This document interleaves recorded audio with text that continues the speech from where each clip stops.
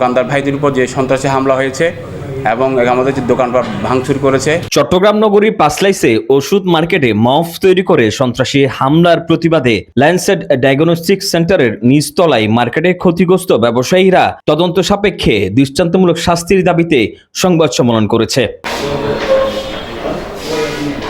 28 মে বুধবার বিকেলে Chittagong press club এস্ট্রামান হলে অনুষ্ঠিত সংবাদ সম্মেলনে লিখিত বক্তব্য দেন ক্ষতিগ্রস্ত ব্যবসায়ীরা। এই সময় তারা ওষুধ মার্কেটে মফ তৈরি করে সন্ত্রাসী হামলার তীব্র নিন্দা ও প্রতিবাদ জানান। বর্তমানে আমাদের প্রতিষ্ঠান এখনো বন্ধ অবস্থায় আছে।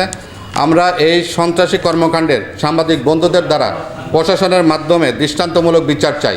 আর গতকালকে আমরা সবাই মিলে সকল দোকানদার মিলে থানায় গিয়ে একটি সাধারণ ডায়েরি করে আসি। আমাদের সাথে প্রথম পক্ষের চুক্তি আছে, চুক্তির মধ্যে আমরা ব্যবসা করছি, ওনাকে ভাড়া দিচ্ছি। তো এমত অবস্থায় চলতেছে।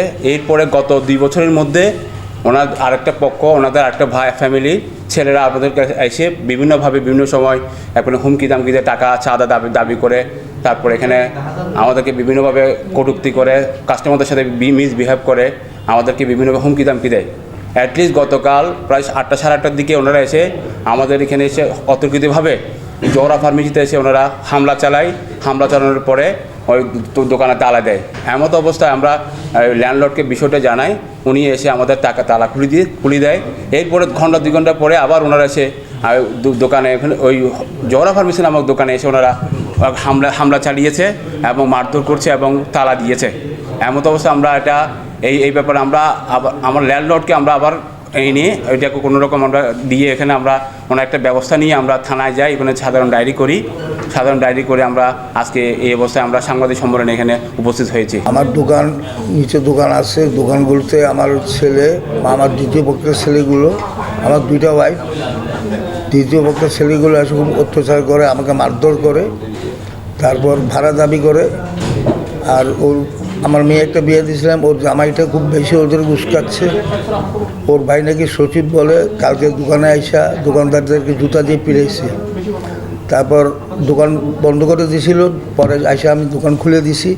পরে 2 ঘন্টা বাদে আবার দোকান করে দিছি ওরা। আমার নাম হচ্ছে জুয়েল দে, আমি জোহরা ফার্মেসিতে দোকানদারি করি।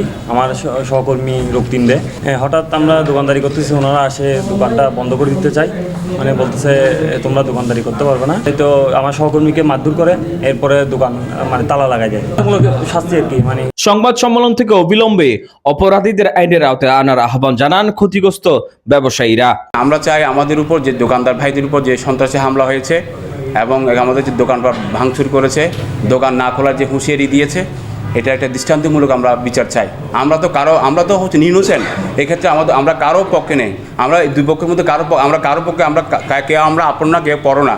আমরা হচ্ছে ইনোসেন্ট ভাড়াটিয়া, আমরা লিগ্যাল ভাড়াটিয়া, যাদের আমরা বৈধ কাগজপত্র আছে, আমাদের ডিট আছে, সব কিছু আছে। সংবাদ সম্মেলনে এ সময় আসলাম উদ্দিন, কামাল উদ্দিন, তপন দাস, জুয়েল দে সহ ক্ষতিগ্রস্ত ব্যবসায়ীরা উপস্থিত ছিলেন।